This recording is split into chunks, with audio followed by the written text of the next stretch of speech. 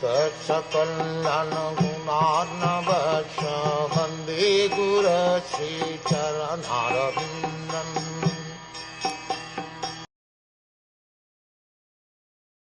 One who has not listened to the messages about the prowess and marvelous acts of the personality of Godhead, and has not sung or chanted loudly the worthy songs about the Lord, is to be considered to possess ear holes like the holes of snakes, and a tongue like the tongue of a frog. Devotional service to the Lord is rendered by all limbs or parts of the body. It is the transcendental dynamic force of the spirit soul.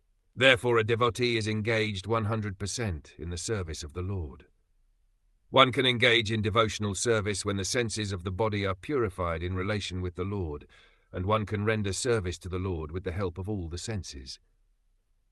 As such, the senses and the action of the senses are to be considered impure or materialistic as long as they are employed only in sense gratification. The purified senses are engaged not in sense gratification, but in the service of the Lord in toto. The Lord is the supreme with all senses, and the servitor, who is part and parcel of the Lord, also has the same senses. Service to the Lord is the completely purified use of the senses as described in the Bhagavad Gita. The Lord imparted instructions with full senses, and Arjun received them with full senses, and thus there was a perfect exchange of sensible and logical understanding between the master and the disciple.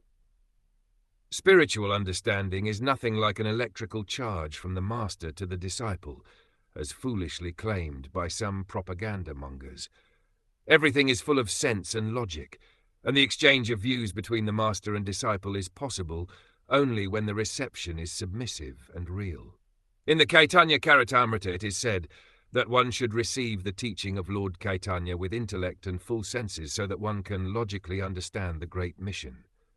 In the impure state of a living being, the various senses are fully engaged in mundane affairs. If the ear is not engaged in the service of the Lord by hearing about him from Bhagavad Gita or Srimad Bhagwatam, certainly the holes of the ear will be filled with some rubbish. Therefore, the messages of Bhagavad Gita and Srimad Bhagwatam should be preached all over the world very loudly. That is the duty of a pure devotee who has actually heard about them from the perfect sources.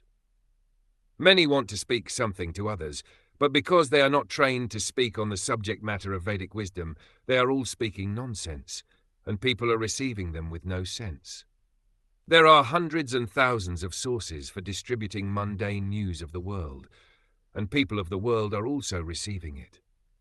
Similarly, the people of the world should be taught to hear the transcendental topics of the Lord, and the devotee of the Lord must speak loudly so that they can hear. The frogs loudly croak, with the result that they invite the snakes to eat them. The human tongue is especially given for chanting the Vedic hymns, and not for croaking like frogs. The word asati used in this verse is also significant. Asati means a woman who has become a prostitute. A prostitute has no reputation for good womanly qualities.